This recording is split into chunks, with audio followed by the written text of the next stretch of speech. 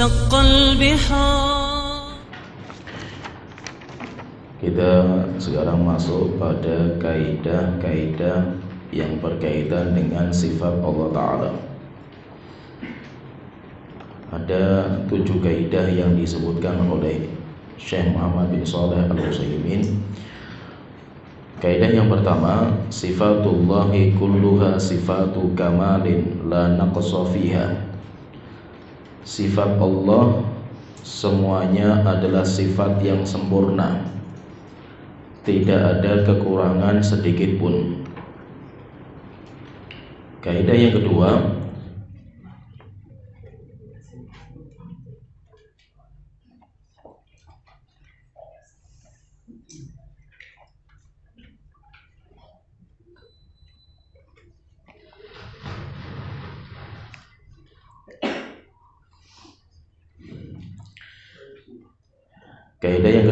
babus sifat awsa min babil asma.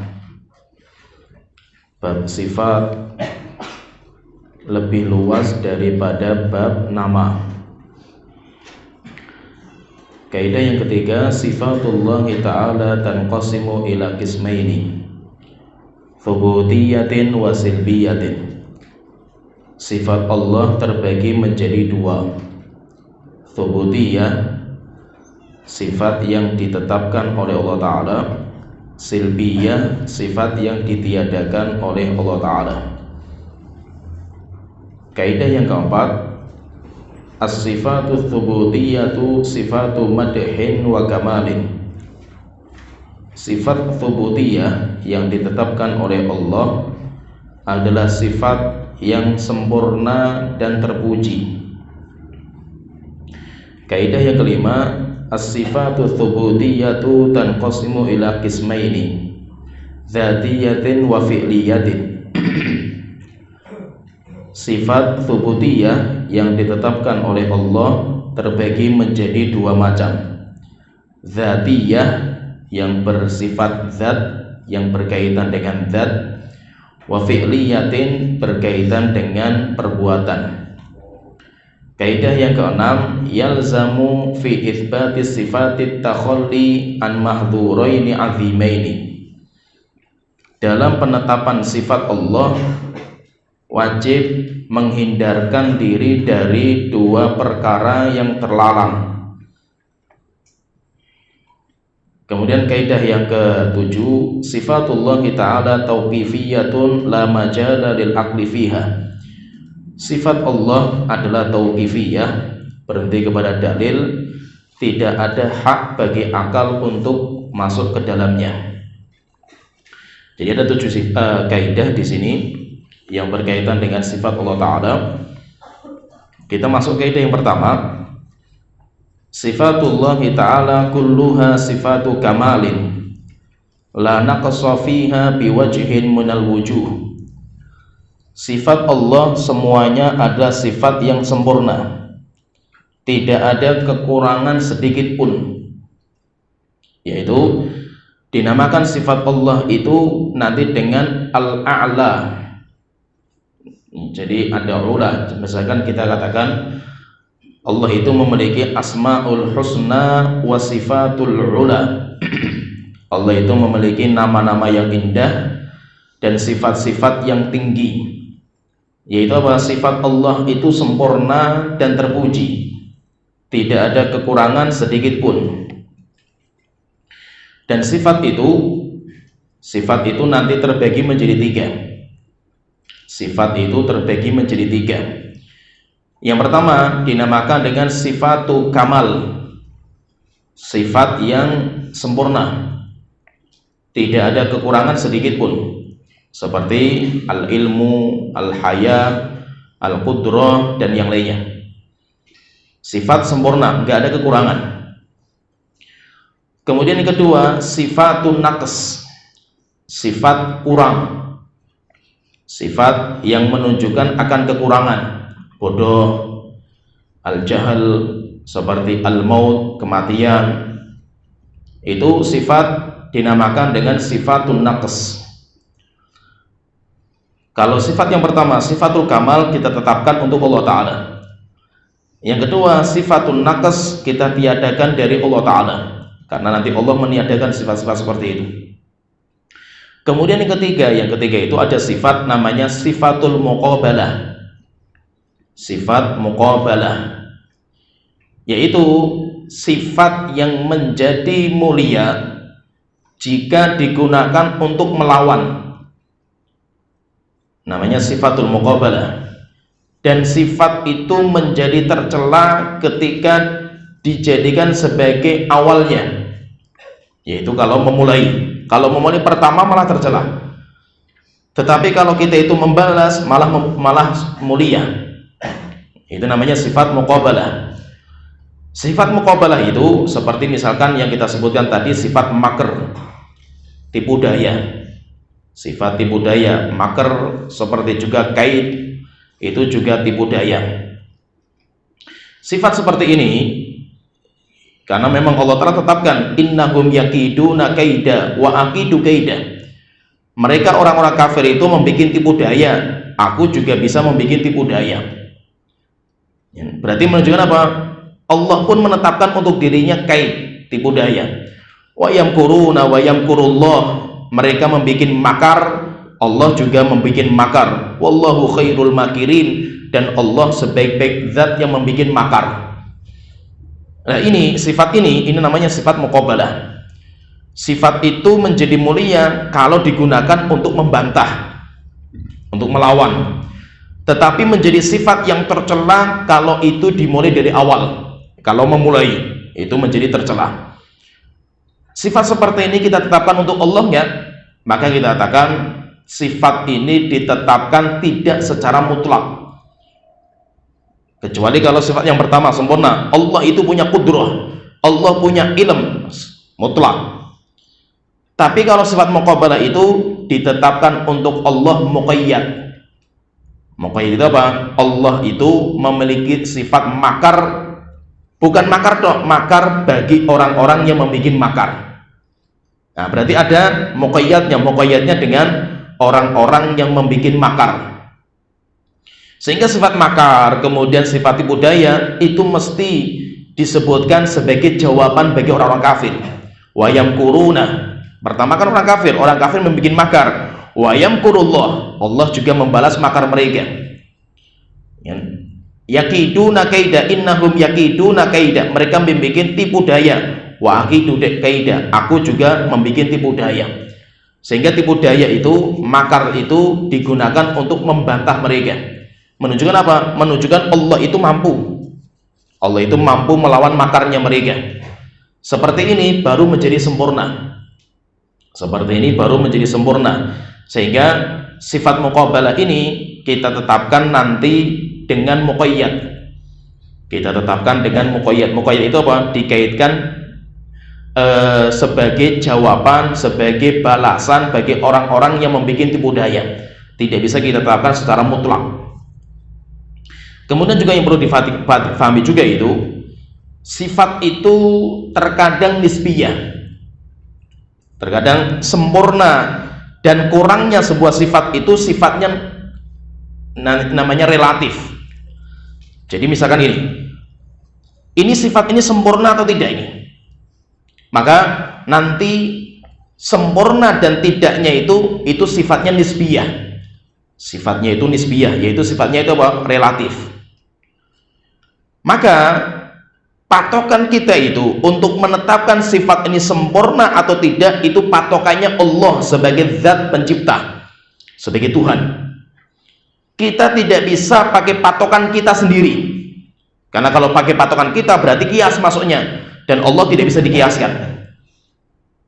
Maka sesuatu yang sempurna bagi makhluk belum tentu sempurna bagi Allah Ta'ala. Ya, paham ya? Sehingga kita menetapkan ini sifat sempurna atau tidak, itu kita itu harus melihat pada sisi pencipta, bukan melihat pada sisi kita yang diciptakan makhluk. Contohnya misalkan ini, tidur bagi kita sempurna, sehingga orang nggak bisa tidur itu orang yang nggak normal, dinamakan sakit dia itu kan. Ini bagi kita sempurna, tapi bagi Allah nggak sempurna. Karena Tuhan nggak boleh tidur. Tuhan tidur, alam semesta akan hancur. Ya. Contoh lagi, misalkan menikah, punya anak, itu sifat sempurna bagi manusia. Sehingga apa? Namanya manusia yang normal itu ketika dia menikah, ya, cinta sama pasangan, ya, itu namanya orang normal. Orang yang nggak punya cinta sama pasangan kan nggak normal itu. Apalagi orang yang cintanya sama sejenis, tambah nggak normal lagi kan gitu. Sehingga apa? Orang yang normal itu apa? Orang yang cinta sama pasangannya itu. Laki-laki cinta sama perempuan, perempuan cinta sama laki-laki, perempuan sama laki-laki kan itu. Kemudian di antara sifat sempurnanya orang itu apa? Ketika dia itu bisa punya anak. Oleh itu kalau orang nggak punya anak kan nggak sempurna. Yang dinamakan orang yang sakit. Kita jangan sampai melihat Allah dengan kacamata kita sebagai makhluk. Kenapa? Karena kalau kacamata kita sempurna bagi makhluk, belum tentu sempurna bagi Allah Ta'ala. Sehingga Allah itu lam yalid walam yulad. Allah tidak beranak, Allah tidak diperanakkan. Nah, bisa dipahami? Jadi memang sempurna, sifat ini sempurna atau tidak itu sifatnya nisbiyah. Tapi kita bicaranya kepada Sang Pencipta. Dan Sang Pencipta itu nggak seperti hamba. Maka jangan sampai kita itu menyamakan Allah dengan makhluk, sehingga seakan-akan yang sempurna bagi kita Allah harus punya juga. Tidak. Kenapa? Karena antara kita dengan Allah itu berbeda. Kita masuk ke ide yang kedua. Babus sifati awsa min babil asma. Bab sifat itu lebih luas penetapannya daripada bab nama.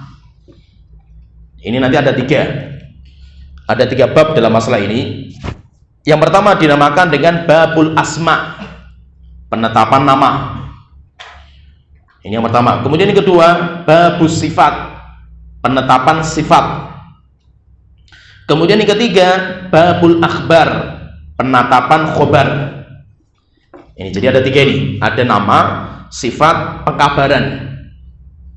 Kita katakan babus sifat ausa min babil asma. Bab sifat Allah itu lebih luas daripada nama Allah. Kemudian yang kedua, ini kaidah yang kedua, wa babul akhbar ausa min babis sifat. Bab pengkabaran itu lebih luas daripada bab sifat. Nah, jadi ada tiga ini, dan itu perlu dibedakan. Yaitu maksudnya apa? Maksudnya ini kita katakan di sini itu bab sifat ausa min babil asma. Ini ada nama Allah, ada sifat Allah, nama sifat, nanti ada bab namanya khobar, pengkabaran. Penetapan nama Allah itu lebih namanya itu lebih selektif. Tidak sembarangan menetapkan nama Allah Ta'ala itu. Sedangkan penetapan sifat Allah lebih luas lagi, yaitu tidak selektifnya nama. Penetapan kabar bagi Allah itu lebih terbuka lagi. Ya, paham ya, tergambar ya. Jadi gini, penetapan nama Allah itu harus tegas, ayat dan hadisnya menetapkan itu nama. Sehingga sesuatu yang masih belum jelas nggak bisa dipakai untuk nama Allah Ta'ala. Oleh itu nanti para ulama ada yang beberapa itu masalah itu berbeda. Itu nama Allah atau tidak? Contohnya nur. Allahu nurus samawati wal ard. Apakah nur itu nama bagi Allah Ta'ala? Khilaf di antara para ulama. Kenapa? Karena nama itu harus mengandung sifat. Cahaya itu sifatnya apa gitu? Itu kan itu bukan isim mustaq gitu loh. Sehingga sifat nggak dikandung dalam nur itu. Jadi intinya gini, menetapkan nama itu harus dalilnya itu tegas, sharih, itu nama. Ya, paham ya? Sedangkan menetapkan sifat bisa diambil dari nama. Jadi kita ingin menetapkan sifat Allah Ta'ala itu. Menetapkan sifat Allah itu bisa pakai sifat langsung, atau yang kedua bisa diambil dari nama-nama Allah Ta'ala. Berarti menunjukkan apa? Lebih luas lagi. Contohnya misalkan gini, Allah Rasulullah SAW mengatakan innallaha yanzilu ila sama'id dunya fi thuluthil lailil akhir. Allah Ta'ala itu turun ke langit dunia sepertiga malam yang akhir. Kalimat turun bisa kita ambil sifat Allah. Sifat Allah apa ini di sini? Nuzul. Bahwasanya Allah itu memiliki sifat nuzul, turun. Bisa nggak sifat nuzul itu kita ambil nama isim fa'il? Yang zilu itu isim fa'ilnya apa? Nazil. Berarti Allah itu nazil, boleh ya? Nggak boleh, karena nazil itu kalau ingin menetapkan nama nazil harus sorry ada lafaz nazil untuk nama Allah Ta'ala. Tergambar, paham ya? Tapi kalau penetapan sifat cukup dari perbuatan Allah bisa. Perbuatan Allah, jadi sifat itu bisa diambil dari perbuatan. Innallaha yangzil fi'il mudhari', langsung bisa diambil sifat Allah, yaitu apa? Nuzul. Atau misalkan dzu rahmatin wasi'ah, kan jelas menyebut dzu rahmah, berarti Allah itu memiliki rahmat, langsung itu masdar, bisa diambil langsung dari masdar. Atau yang ketiga, bisa diambil dari nama Ar-Rahman Ar-Rahim, berarti Allah itu memiliki rahmat. Paham ya, tergambar ya? Berarti apa? Penetapan sifat Allah itu lebih luas lagi. Yang penting apa? Yang penting ada dalil akan nama Allah diambil nanti sifat, atau dalil akan perbuatan Allah pakainya fi'il, bisa diambil sifat. Atau yang ketiga, langsung penyebutan dengan sifat, yaitu sifat itu maksudnya apa? Masdar. Ya, paham ya? Tapi kalau nama nggak bisa, sehingga nama tidak bisa diambil dari perbuatan. Nggak bisa, nama itu diambil dari perbuatan, nggak boleh. Kenapa? Karena nama itu harus sharih bahwasanya itu memang nama seperti itu. Kalau tidak ada penyebutan lafaz nama, berarti nggak boleh. Ya, paham tergambar ya? Paham ya? Kemudian nanti yang ketiga itu ada bab namanya akhbar, pengkabaran. Kalau bab pengkabaran itu bahkan yang nggak ada dalilnya pun boleh menetapkan bagi Allah Ta'ala. Contohnya misalkan wujud, Allahu mawjud, Allah itu ada. Kalimat ada atau wujud itu nama nggak ada, tidak ada namanya nama Allah itu mawjud, nggak ada. Yang kedua, sifat pun nggak ada juga, nggak ada penetapan sifat Allah wujud itu nggak ada. Al-Quran nggak ada, hadis nggak ada, perbuatan nggak ada, ini nggak ada. Tapi mimbabil akhbar boleh, mimbabil akhbar, sehingga kita katakan Allah itu wujud, Allah itu ada. Tapi sifat ada itu bukan penetapan sifat itu, tapi penetapan khabar, pengkabaran. Contohnya lagi misalkan qadim itu sesuatu yang sangat lama lah, kuno gitu loh. Penetapan lafaz qadim, nama qadim nggak ada, Al-Quran, hadis nggak ada sama sekali. Yang kedua, penetapan itu sifat Allah, ada fiilnya, atau ada namanya, atau ada sifat langsung, nggak ada di Al-Quran, nggak ada sama sekali. Tapi bisa nggak kita katakan Allahu qadim, Allah itu adalah zat yang lama, yang kuno? Bisa, tapi mimbabil akhbar itu bukan penetapan nama, bukan penetapan sifat, tapi untuk pengkabaran tentang Allah Ta'ala. Ya, paham ya, tergambar ya? Contohnya misalkan kita dalam bahasa kita itu, Allah itu sesuatu yang sangat mulia. Sesuatu, boleh nggak Allah kita tetapkan dengan sesuatu? Allah sesuatu ya. Maka kita katakan, antum mengatakan sesuatu bagi Allah itu apa gitu? Apakah maksudnya itu nama Allah itu sesuatu? Maka dalilnya mana itu? Sesuatu itu nama kan itu?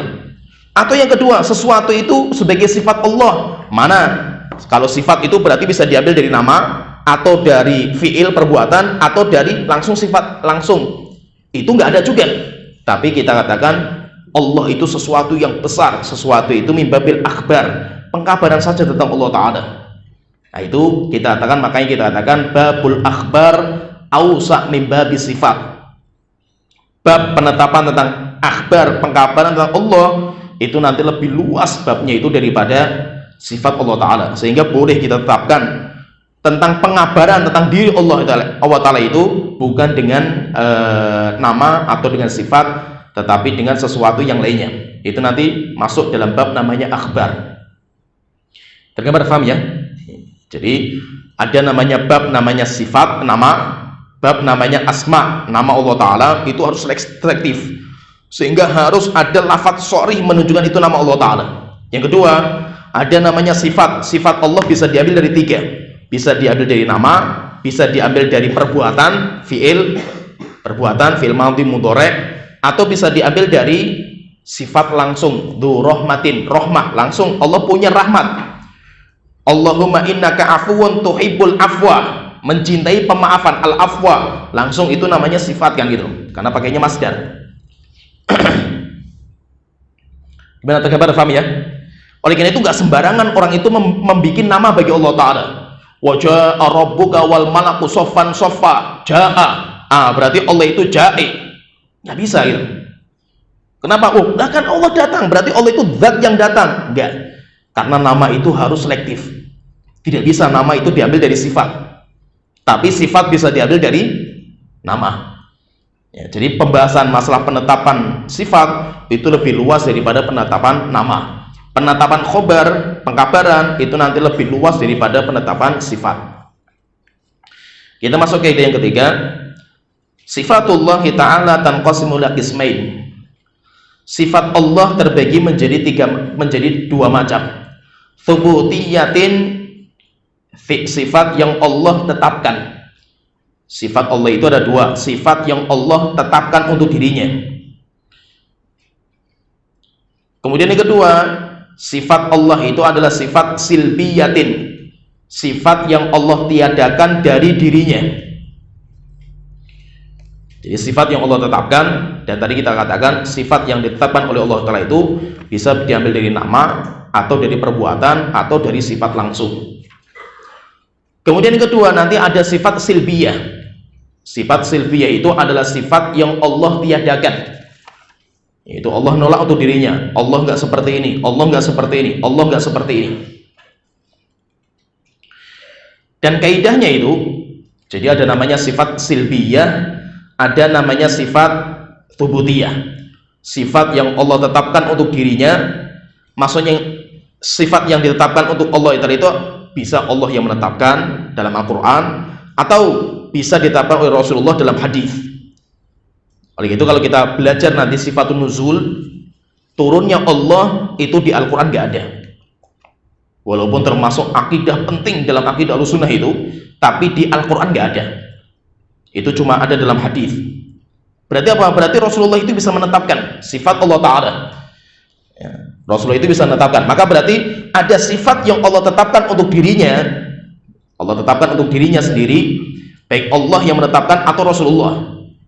Atau yang kedua, atau yang ditiadakan oleh Allah sendiri atau oleh Rasulullah SAW. Oleh itu berarti ada sifat tsubutiyah, ada sifat silbiyah. Tsubutiyah banyak sekali.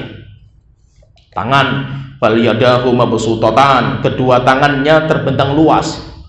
Wajah, wa yabqa wajhu rabbika dzil jalali wal ikram, itu namanya sifat tsubutiyah. Sifat silbiyah, Allah telah mengatakan wala yadzlimu rabbuka ahada, Allah enggak pernah zalim kepada seorang hamba. Nah, berarti Allah meniadakan sifat zalim. Ya paham ya? Wa ma massana min lughub, kami tidak pernah dihinggapi lughub, capek dan letih. Nah, berarti Allah meniadakan sifat itu kepada dirinya. Lam yalid walam yulad, tidak beranak, enggak diperanakan, berarti Allah meniadakan. Ya berarti ada namanya sifat silbiyah, ada namanya sifat tsubutiyah.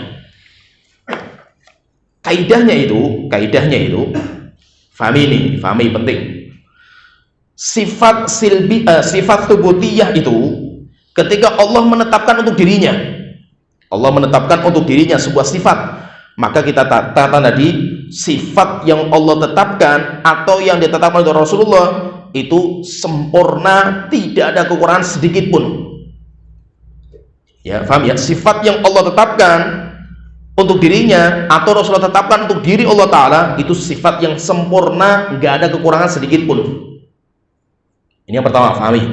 Kemudian yang kedua, sedangkan sifat silbiyah, sifat silbiyah itu akan menjadi sempurna ketika ditujukan untuk menetapkan lawan belakangnya. Ini pahami, ini yang lebih rumit ini. Jadi gini, ketika kita itu meniadakan sesuatu yang kurang kepada seseorang, kita meniadakan sesuatu yang kurang, sifat kekurangan kepada Allah Ta'ala. Ketika kita meniadakan sesuatu yang kurang bagi Allah, itu tidak sempurna. Contohnya misalkan saya muji antum, ya kan? Antum itu tidak zalim, Ketika antum mengatakan kepada saya misalkan, Ustadz itu nggak zalim, Ustadz itu nggak bodoh, Ustadz ini sempurna, nggak itu? Tidak sempurna. Sebenarnya orang itu nggak memuji itu. Paham ya?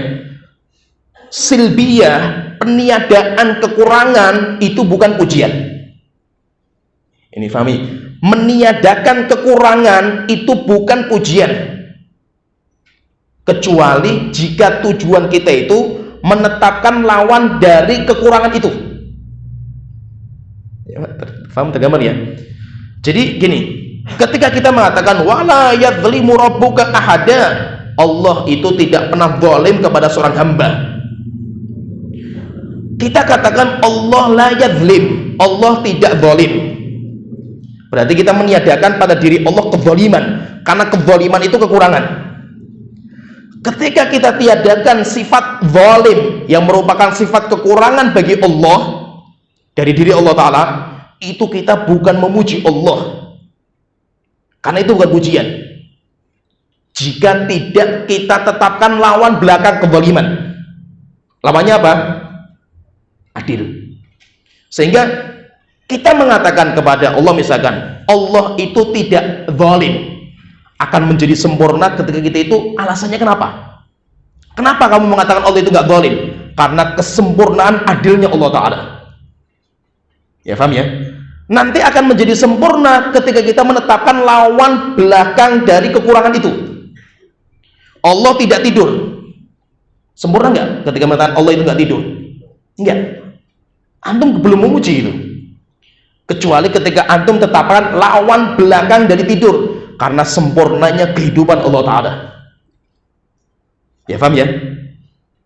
Jadi Allah tidak butuh kepada makhluk. Sempurna enggak ketika kita muji? Enggak, belum sempurna. Kenapa? Karena Allah itu sempurna qayyumiyahnya, yaitu berdirinya sendiri, enggak butuh kepada hambanya. Jadi sifat kekurangan itu akan menjadi sempurna ketika kita tiadakan, ketika kita itu menetapkan lawan belakang dari sifat kekurangan itu. Ya paham ya? Tergambar nggak? Jadi silbiyah itu sifat naqs, sifat kurang yang kita tiadakan pada diri Allah, itu akan menjadi sempurna li'ithbat kamaliddid, istilahnya itu. Ketika kita itu tujuannya menetapkan kesempurnaan lawan dari sifat kurang itu. Ya, paham tergambar ya? Berarti mata-mata ini masih ngambang semua. Ya, jadi gini, intinya gini loh.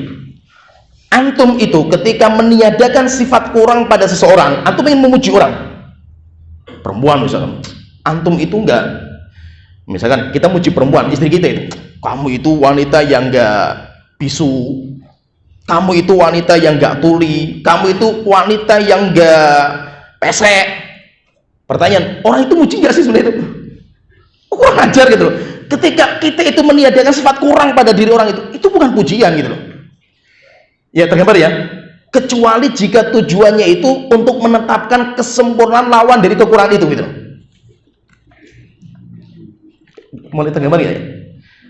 Contohnya misalkan gini lah, contohnya misalkan Allah Ta'ala berfirman, wa tawakkal 'alal hayyil ladzi la yamut. Bertawakallah kepada Allah zat yang hidup, di mana Allah itu nggak pernah mati.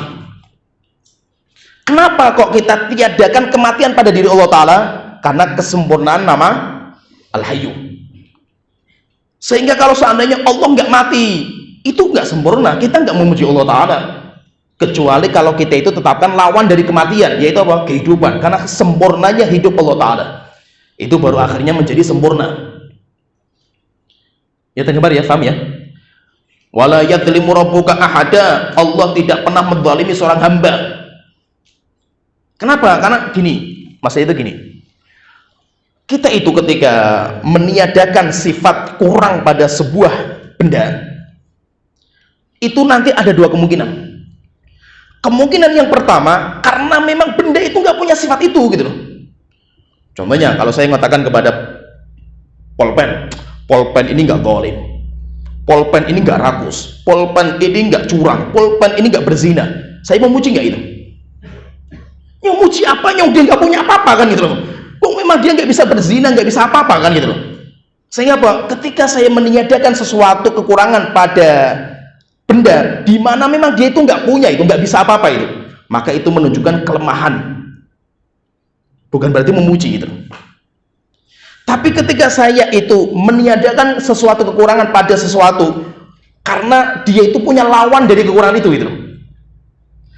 Ini enggak, misalkan saya katakan raja itu enggak zalim. Kenapa? Karena dia punya sifat adil gitu. Karena raja itu berbuat keadilan gitu. Akhirnya apa? Saya tiadakan sifat zalim karena dia itu punya sifat adil yang sempurna. Itu sempurna dia itu. Tapi ketika saya mengatakan kepada pohon, pohon ini enggak zalim, pujian enggak pujian, wong dia enggak bisa adil juga kan gitu. Ya, paham ya? Jadi ada dua sifat, sifat sempurna lawan kebalikannya. Zalim, adil. Zalim, adil. Ketika benda itu nggak bisa menerima zalim dan adil, maka kita mau ini benda ini nggak zalim, benda nggak ada sempurnanya karena dia nggak punya lawan kebalikan dari zalim gitu. Ya, tergambar, paham ya?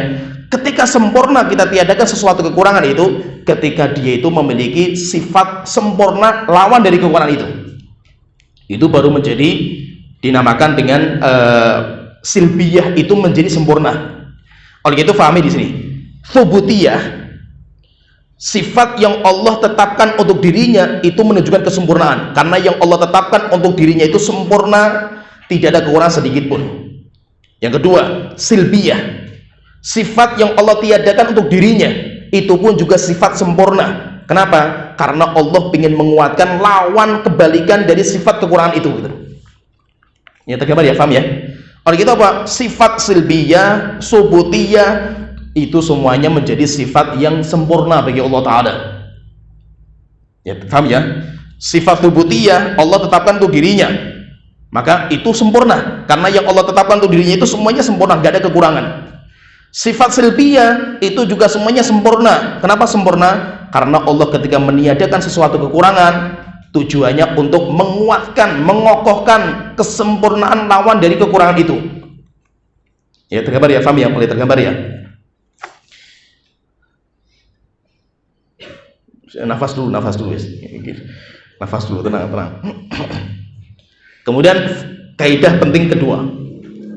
Ini di sini nggak disebutkan kalau ini kaidah ini. Antara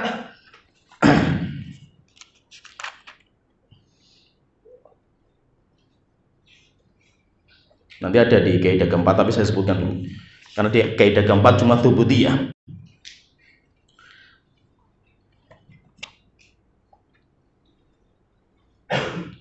Kita masuk yang keempat dulu aja, nanti kita sebutkan di situ kaidahnya. Paham ya, tergambar ya? Jadi sifat itu ada dua, sifat yang Allah tetapkan untuk dirinya, Allah menetapkan atau Rasulullah tetapkan untuk diri Allah Ta'ala. Yang kedua ada sifat silbiyah, sifat yang Allah tiadakan untuk dirinya atau sifat yang Rasulullah tiadakan untuk Tuhannya, itu namanya sifat silbiyah. Sifat thubutiyah sempurna, yaitu sifatu kamal lanak sofiha, tidak ada kekurangan sedikit pun.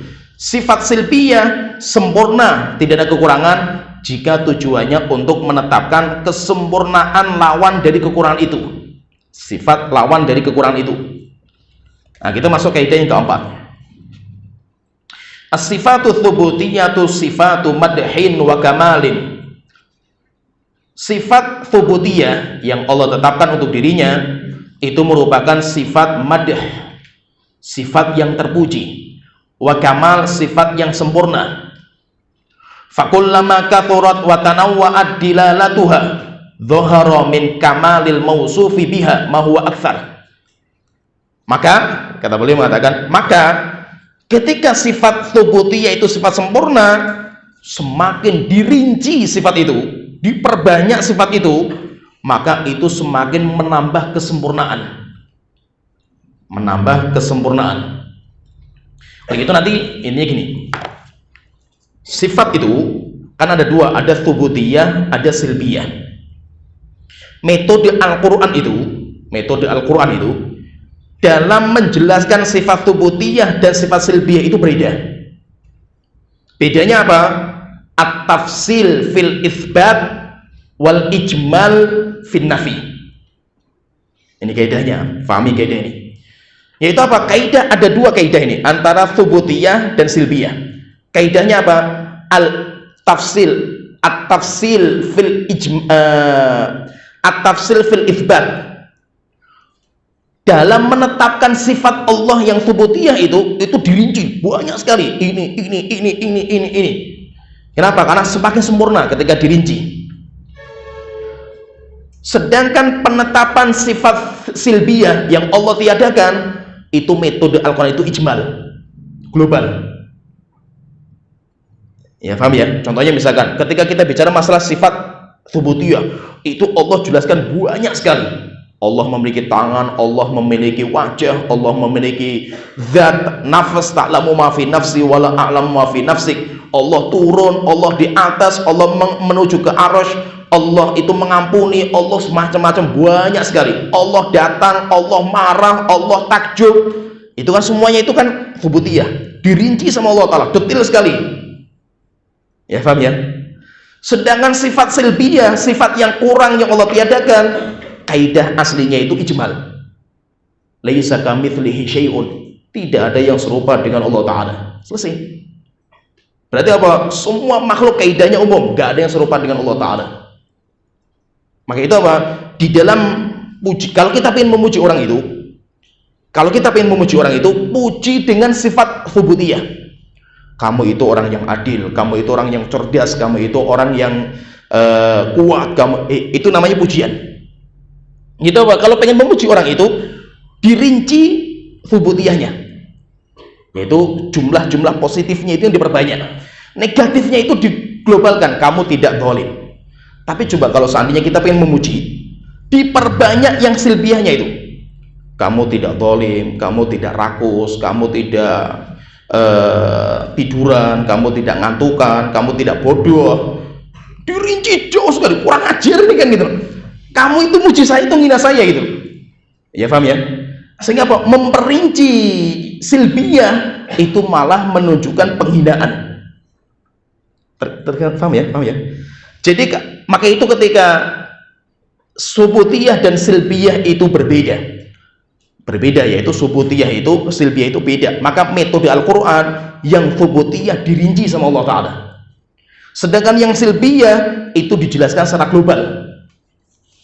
Maka itu metode seperti, maka itu memperinci silbiyah jika tidak ada tujuan itu menunjukkan cacat, menunjukkan kekurangan. Ya, tergambar ya, paham ya? Coba nanti misalkan antum kalau punya istri ngomong, istri itu, kamu itu bukan orang yang pesek, kamu itu bukan orang yang misalkan orang yang keributan, kamu itu bukan orang yang semacam-macam lah, itu kurang ajar kan gitu. Kok muji dengan sifat-sifat seperti ini kan gitu. Walaupun kita mau memuji, tapi kalau kita memuji dengan seperti itu, malah kita itu menghinakan orang itu. Maka kalau kita itu memuji itu, rincikan pada sifat yang positif, tsubutiyah, dan globalkan pada sifat yang negatif, di global, sehingga itu menunjukkan pujian. Tapi terkadang Allah itu memperinci silbiyah. Terkadang Allah itu memperinci silbiyah, walaupun kaidahnya itu apa? Yang sifat silbiyah itu yang Allah tiadakan itu sifatnya global. Laisa kamitslihi syai'un, global. Wa huwa samiul basir. Ketika menetapkan samiul basir dirinci sama Allah Ta'ala. Walam yakul lahu kufuwan ahad, enggak ada satupun yang serupa dengan Allah Ta'ala, global. Ya. Tapi terkadang Allah itu memperinci, yaitu yang ditiadakan itu ini, tapi ada tujuan. Allah itu memperinci sesuatu itu karena ada tujuan. Apa tujuannya itu? Jadi ketika kita itu memperinci silbiyah, sifat-sifat yang negatif, itu akan menjadi sempurna kalau ada tujuannya. Tujuannya apa? Kenapa kok dirinci itu? Yang silbiyah itu kenapa itu? Itu nanti akan menjadi sempurna. Contohnya, apa tujuannya itu? Yang pertama, karena sebagai bantahan bagi orang-orang yang mensifati sesuatu Allah dengan sesuatu yang dusta. Allah ingin membantah ucapan orang-orang kafir yang mensifati dusta bagi Allah Ta'ala, mensifati jelek bagi Allah Ta'ala. Sehingga apa? Allah nanti makomnya itu makom rudud. Jika tujuannya untuk membantah, Contohnya misalkan dalam surat Maryam ayat 91-92 Allah Ta'ala berfirman, anda'u lirrahmani waladah, merupakan bentuk kekejian itu ketika mereka itu menetapkan anak bagi Allah Ta'ala. Orang-orang kafir kan kayak gini, menetapkan anak bagi Allah Ta'ala. Setelah itu apa?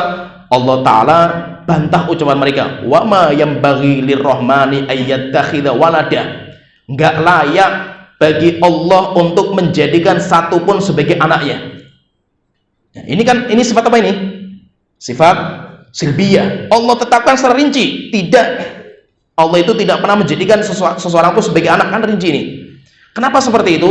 Karena jawaban bantahan kepada orang-orang yang menetapkan Allah itu punya anak, sehingga dibantah sama Allah Ta'ala.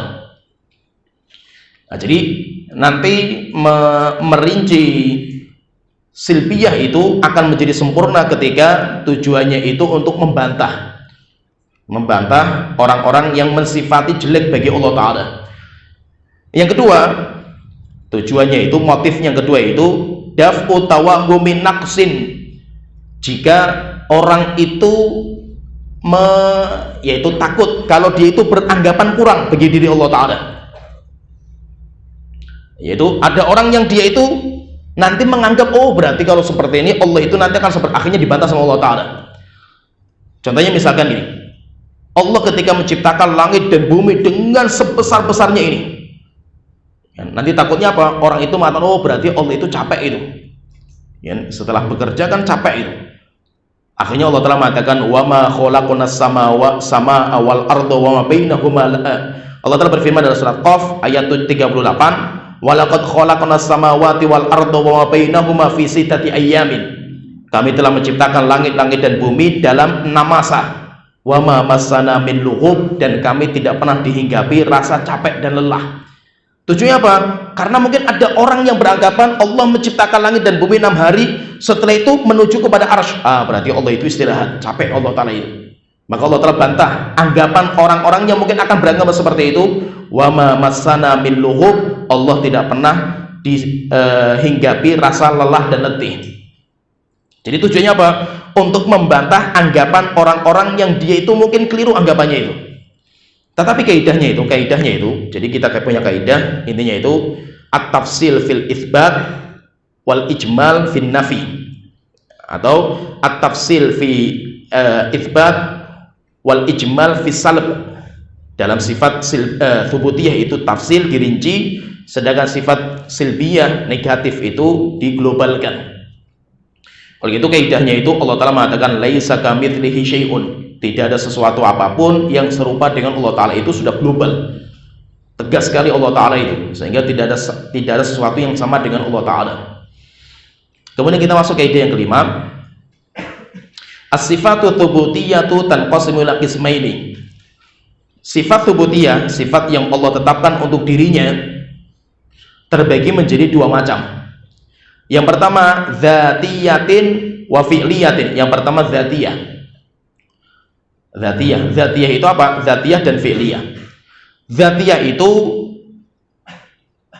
sesuatu yang tidak ada kaitan dengan kehendak, sesuatu yang lam yazal wala yazalu muttasifan biha, sesuatu yang senantiasa sifat itu ada menempel pada diri Allah Ta'ala, tidak ada kaitan dengan kehendak dan keinginan. Itu namanya sifat dzatiyah, sifat yang menempel pada zat. Setiap zatnya ada, maka sifat itu ada, tidak ada kaitannya dengan kehendak dan keinginan.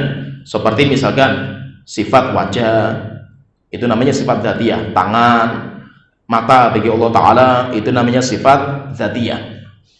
Seperti sifat ilmu Allah nempel pada diri Allah Ta'ala, itu namanya ilmu. Kemudian sama basar dan yang lainnya lah, banyak sifat Allah Ta'ala, itu namanya sifat, dinamakan dengan sifat dzatiyah. Kemudian yang kedua, ada namanya sifat fi'liyah, yaitu apa? Sifat yang ada jika Allah menghendaki, dan tidak ada kalau Allah nggak berkehendak. Berarti apa sifat fi'liyah itu? Sifat yang ada kaitannya dengan kehendak. Insya'a fa'alaha wa insya'a lam yaf'alha. Kalau Allah berkehendak, Allah mengamalkan, mewujudkan. Kalau Allah nggak berkehendak, ya Allah nggak mewujudkan. Contohnya misalkan Allah itu bersemayam di atas arsy, itu namanya sifat fi'liyah. Allah turun, sifat fi'liyah. Allah datang, sifat fi'liyah. Jadi kalau Allah itu berkehendak, Allah akan mengamalkan. Tapi kalau Allah nggak berkehendak, Allah tidak mengamalkan. Itu namanya sifat fi'liyah. Jadi sifat fi'liyah itu kayak hasil kerja dari zat. Saya misalkan, saya punya tangan. Tangan saya ini namanya sifat dzatiyah saya. Kenapa? Saya ada, ya tangan saya ada. Nggak mungkin tangan saya itu berjalan sendiri itu. Setiap saya ada, tangan saya itu ada. Tapi tangan saya ini, ketika saya berkehendak untuk mengambil, tangan saya mengambil. Kalau tidak, ya diam. Bukan berarti ketika saya diam itu saya nggak punya tangan gitu. Ya, saya masih punya tangan, tapi saya tidak mau mengerjakan tangan dengan sebuah pekerjaan. Tangan itu sifat dzatiyah, pekerjaan tangan yang ada karena kehendak. Kalau tidak menghendaki, nggak ada pekerjaan itu dinamakan dengan sifat fi'liyah. Ya, paham ya, tergambar ya. Jadi sifat dzatiyah, sifat fi'liyah. Kemudian terkadang ada sifat di mana dua-duanya itu ada. Dzatiyah dan fi'liyah itu ada pada satu sifat. Contohnya misalkan, jadi ada sifat itu dzatiyatun fi'liyatun. Sifat dia itu dzatiyah dan fi'liyah. Dzatiyah bi'tibar aslu sifat, dilihat dari asal sifatnya itu dzatiyah. Tapi dilihat dari berulang-ulangnya sifat itu namanya fi'liyah. Jadi ada sifat itu yang modelnya seperti, contohnya misalkan gini, Allah itu berbicara, berfirman. Allah itu berbicara, sifatul kalam. Sifat kalam, pembicaraan, berbicara. Dilihat dalam asal sifat itu, kemampuan. Misalkan saya itu orang yang berbicara. Dilihat dari kemampuan saya bisa bicara, karena saya bukan orang bisu gitu. Saya itu mampu berbicara itu. Kemampuan saya untuk bicara itu namanya sifat apa? Saya punya kemampuan untuk bicara karena saya bukan orang bisu gitu. Sehingga kemana saja saya itu punya sifat itu, kemampuan itu gitu. Itu namanya sifat apa? Dzatiyah, karena nempel kemampuan itu pada diri saya itu. Ya kan? Tapi ketika saya menghendaki untuk ngomong, saya ngomong. Kalau enggak, ya saya diam. Ya kan? Ini apa namanya? Sifat fi'liyah, karena ada dengan kehendak. Kalau enggak ada, saya menghendakinya enggak ada. Tergambar, paham ya? Jadi ada sifat itu fi'liyah, dzatiyah. Dzatiyah dilihat dari asal sifatnya, kemampuannya itu, dilihat dari kemampuannya itu namanya dzatiyah. Tapi kalau dilihat dari, dinamakan dengan ahadul kalam, dinamakan dengan perucapan, maka itu adalah sifat fi'liyah. Sehingga ada istilah itu nanti, kata para ulama itu ada istilah namanya qadimun naum hadithul ahad. Ada istilah namanya qadimun naum hadithul ahad. Sifat kalam, berbicaranya Allah itu qadimun naum. Dilihat dari jenisnya itu qadim, lama. Itu sesuatu yang lama, karena Allah itu sudah memiliki sifat itu gitu. Tapi dilihat dari hadithul ahad, ahadnya per satu kata, itu sesuatu yang baru. Jadi misalkan gini, Allah itu ketika melihat Rasulullah itu berbuat kesalahan, misalkan Rasulullah itu bermuka musam, akhirnya setelah itu Allah Ta'ala mengatakan abasa wa tawalla. Atau misalkan gini, nah itu abasa wa tawalla. Kalimat Allah ketika keluar abasa wa tawalla itu kan ada penyebabnya itu. Penyebabnya karena Rasul itu mukanya kan musam. Berarti ucapan abasa wa tawalla muncul ketika ada sebuah perbuatan. Efek dari perbuatan akhirnya Allah menghendaki untuk menegur Rasulullah SAW. Sehingga apa? Muncul ucapan jeder baru. Muncul lagi ucapan lagi, baru lagi. Muncul lagi, baru lagi. Itu namanya hadis, sesuatu yang baru. Sesuatu yang baru. Sedangkan kemampuan Allah untuk berbicara itu sesuatu yang lama. Kenapa? Karena itu berkaitan dengan zat. Bukan berarti ketika saya nggak ngomong saya itu bisu. Enggak. Saya orang normal, saya itu bisa mampu bicara. Tapi saya itu kalau berkehendak yang ngomong. Kalau nggak berkehendak ya saya diam. Maka kita katakan kemampuan kita untuk ngomong itu namanya dzatiyah. Keinginan untuk ngomong itu namanya fi'liyah. Ya, paham tergambar ya? Jadi kemampuan saya untuk berbicara itu namanya sifat dzatiyah. Keinginan saya untuk berbicara namanya sifat fi'liyah. Jadi ada kemampuan, ada keinginan. Ya, kita lanjut, kita masuk kaidah yang keenam. Yalzamu fi itsbati sifati at-takhalli an mahdhuraini azimaini. Ketika menetapkan sifat Allah, wajib menghindarkan diri dari dua kerusakan. Yang pertama tamtsil, penyerupaan. Kemudian yang kedua takyif. Takyif itu penggambaran.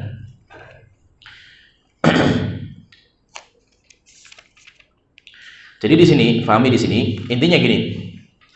Penyakit dalam bicara tentang sifat Allah itu nanti ada dua. Penyakitnya itu ada dua, dan nanti semuanya dibantah sama Allah Ta'ala. Dan semuanya itu penyakit jika sendiri-sendiri, yaitu itu penyakit. Yang pertama dinamakan dengan ta'til.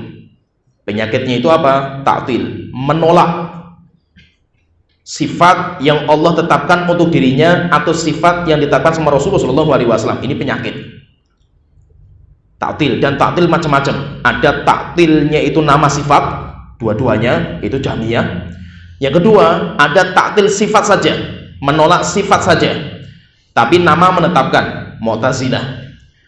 Yang ketiga ada yang menolak beberapa sifat, yaitu beberapa sifat itu ditolak walaupun menetapkan beberapa sifat juga, dan menetapkan semua nama, itu Asy'ariyah. Ini namanya ta'til. Yang kedua, penyakit yang kedua itu tashbih atau takyif, menyamakan Allah dengan makhluk. Ya, jadi menetapkan sifat, setelah itu apa? Oh, sifat ini kayak dengan sifat kita itu, sehingga itu namanya, ini penyakit juga, tashbih. Jadi ada ta'til, ada tashbih. Kalau Ahlussunnah wal Jamaah itu, Ahlussunnah bantah dua-duanya. Ahlussunnah bantah yang ta'til, Ahlussunnah juga bantah yang tashbih. Oleh itu Ahlussunnah itu berpedoman dengan Allah Ta'ala, firman Allah Ta'ala, laisa kamitslihi syai'un wa huwas samiul basir. Tidak ada sesuatu apapun yang sama dengan Allah Ta'ala, dan Allah maha mendengar, dan Allah maha sami'un basir, maha mendengar dan maha melihat. Coba kita lihat dua ayat ini. Satu ayat ini ada dua penggalan. Laisa kamitslihi syai'un, enggak ada yang serupa dengan Allah Ta'ala. Ini untuk membantah siapa ini?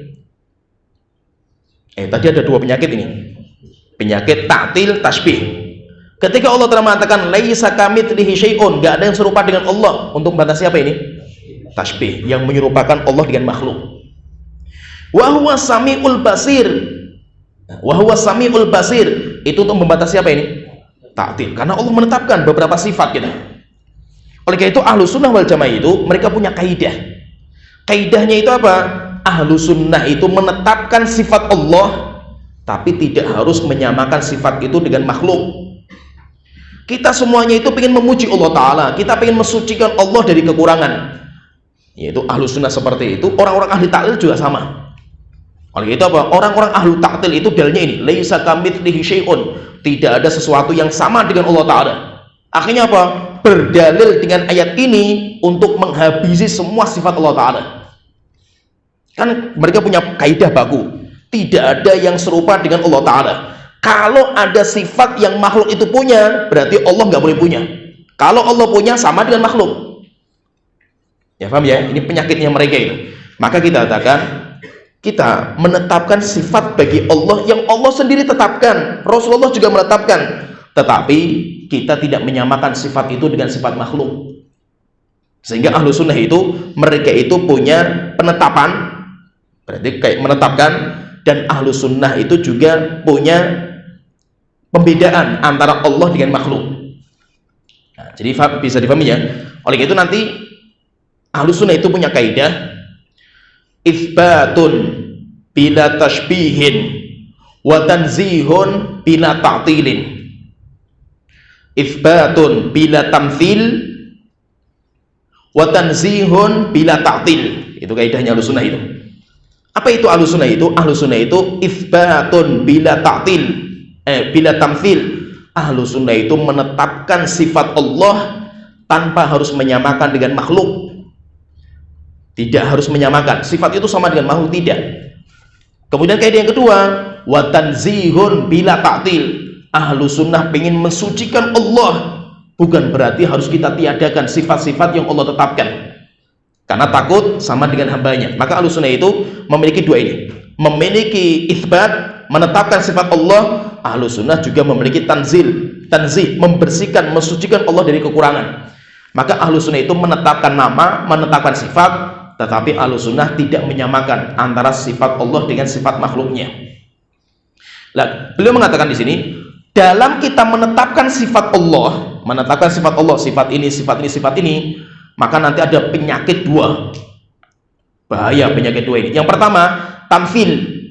Jadi nanti tamfil itu menyamakan sifat Allah dengan sifat makhluk dalam banyak sisi. Itu namanya tamfil. Contohnya misalkan Allah, kita tetapkan Allah itu punya tangan nggak? Punya. Karena Allah sendiri yang berfirman gitu loh, bal yadahu mabsutatan, kedua tangan Allah terbentang luas, berarti Allah punya dua tangan. Tapi ahlus sunnah tidak menyamakan tangan itu dengan tangan makhluk. Ini yang pertama, karena menyamakan Allah dengan makhluk itu mustahil, tidak mungkin sama. Antara pencipta dengan makhluk nggak mungkin sama. Yang kedua, penyakit yang kedua, jangan digambarkan. Oh, gimana sih gambaran tangan Allah itu? Nggak boleh. Kenapa? Karena antum menggambarkan dalam pikiran walaupun nggak ada bentuknya. Apa yang ada di pikiran itu juga makhluk. Ya, paham ya? Kan hasil kerja badan kita semua kan makhluk, termasuk otak kita. Otak kita menggambarkan sebuah gambaran bentuk walaupun di alam nyata nggak ada, tapi ada gambaran di otak kita itu makhluk juga. Sehingga apa? Tidak mungkin Allah itu sama dengan makhluk. Baik makhluk itu nyata di alam nyata, bisa kelihatan dengan mata, bisa kita pegang, atau bendanya itu sesuatu yang ada di pikiran. Ya, paham ya? Oleh itu apa? Nanti bedanya antara tamfil dan takyif itu, kalau tamfil menyamakan Allah dengan benda yang ada wujudnya. Itu benda wujudnya itu apa? Kelihatan gitu. Bisa diindra, itu namanya tamfil. Kalau takyif menyamakan Allah dengan wujud yang gak ada di alam nyata, tetapi dalam pikiran. Sehingga apa? Tidak boleh kita itu menggambarkan Allah Misalkan kita mengatakan ketika kita itu bicara masalah ihsan, anta'budallaha ka'annaka tarah, kamu beribadah kepada Allah seakan-akan kamu melihat Allah Ta'ala. Akhirnya bahwa kita sholat, kita gambarkan, oh Allah itu duduk di atas singgasana, kayak gini bentuknya, mukanya seperti ini, tangannya seperti ini seperti itu. Hukumnya tidak dibolehkan. Kenapa? Karena antum itu menyamakan Allah dengan makhluk. Pertanyaan, lah kan saya makhluknya nggak ada. Di otak antum itu makhluk gitu. Kan hasil kerja dari otak itu kan semua makhluk kan gitu. Sehingga apa? Sehingga antum itu nggak boleh seperti ini. Maka apa? Tidak boleh Allah itu digambarkan, dibagaimanakan. Ya, namanya bagaimana? Bagaimana itu nggak boleh. Sehingga ada namanya tamfil, ada namanya takyif. Itu penyakit. Itu penyakit dalam kita menetapkan sifat Allah Ta'ala. Jadi nanti ada tambah lagi. Ada beberapa penyakit yang hampir mirip. Yang pertama namanya tamfil, yang kedua namanya tasbih. Kalau tamfil itu menyamakan dalam mayoritas sifat gitu. Itu namanya tamfil. Maka itu yang ditiadakan sama Allah Ta'ala. Sedangkan tasbih itu mirip, maksudnya bukan sama, tapi mirip. Beda nggak sama dengan mirip itu? Serupa, sama, mirip, sama nggak? Ya? Bahasa Indonesia ini, tapi memang bahasa kita itu rancu gitu loh. Ya. Jadi ada namanya tasbih, ada namanya tamfil. Itu bedanya apa gitu? Kita katakan kalau tamfil itu menyamakan Allah dengan makhluk dalam banyak sifat. Ya. Kalau tasbih menyamakan Allah dengan makhluk dalam beberapa sifat. Saya tanya sekarang ini, Allah sama makhluk itu sama nggak? Nah, paham ini, hati-hati ini. Allah sang Khalik sama dengan makhluk nggak? Ayo, beda. Berarti kalau kita punya tangan, Allah boleh pakai tangan nggak? Kalau punya tangan sama berarti kan gitu loh. Ayo, Allah sama dengan makhluk nggak?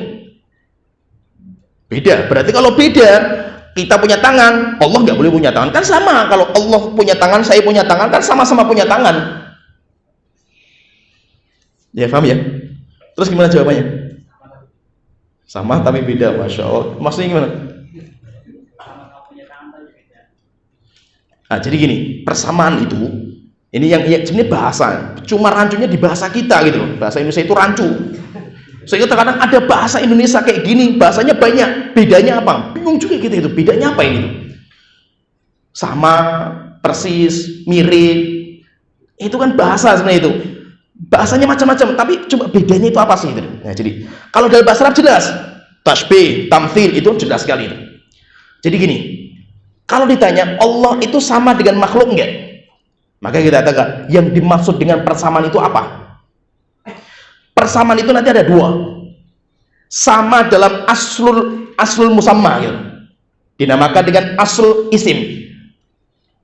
Pondasi nama. Jadi sama dalam nama.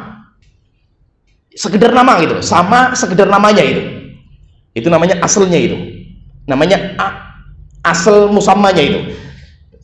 Kemudian yang kedua, sama dalam banyak sifatnya. Ya, paham ya? Kalau gini makanya kita kata, kalau yang Anda maksudnya itu sama itu dalam banyak sifat, maka jelas Allah beda sama hamba. Allah nggak sama dengan hamba dalam banyak sifat. Tapi kalau yang dimaksud dengan sama itu adalah pada aslul sifatnya, asalnya itu, maka iya, Allah dengan makhluk itu sama. Paham nggak? Ini jangan keluar dari sini jadi orang ahlul bidah semua ini, bahaya ini. Jadi kalau ditanya Allah itu sama dengan hamba nggak? Maka yang kita kritik itu kalimat sama. Maksudnya sama itu apa gitu? Ya. Contohnya gini, misalkan itu, ya kan? Kalau saya tanya misalkan, manusia sama anjing itu sama, mungkin nggak? Mungkin, sama-sama ada gitu loh. Sama-sama makhluk kan bisa kan gitu. Sama dalam kemakhlukannya kan gitu. Walaupun apa? Matanya beda, mulutnya beda, semuanya beda itu, tapi sama-sama makhluk. Jadi ada satu kesamaan yang menyamakan gitu loh. Tergambar ya? Kalau yang dinamakan dengan sama itu, yang penting ada satu kemiripan lah gitu. Itu namanya sama yang antum maksudkan itu, maka memang Allah sama hamba itu sama. Ya, tergambar, paham ya? Tapi kalau yang antum maksudkan sama itu dalam banyak sifatnya, jelas Allah sama hamba beda. Ya, tergambar, paham ya? Maka itu apa? Ada penyamaan yang menyatukan Allah dengan hamba itu ada. Contohnya nama tangan. Allah punya nama, punya sifat namanya tangan, saya punya sifat namanya tangan, sifatnya itu. Sekedar samanya dalam namanya saja itu, nama-nama tangan saja itu. Tapi hakikat tangan Allah sama tangan kita beda jauh itu. Ya, tergambar ya. Contohnya kita katakan itu. Manusia punya hidung, kemudian misalkan gajah punya hidung, sama enggak? Nah, saya tanya, hidung antum sama hidungnya gajah sama enggak gitu? Apa hidung antum sama hidungnya babi sama enggak gitu? Sama enggak? Sama. Bener enggak? Sama-sama namanya apa? Hidung gitu loh. Kan kita juga namanya hidung, babi juga hidung juga namanya kan gitu. Sehingga apa? Namanya sama gitu loh. Ya kan? Walaupun hakikatnya beda gitu loh. Ya, tergambar, paham ya?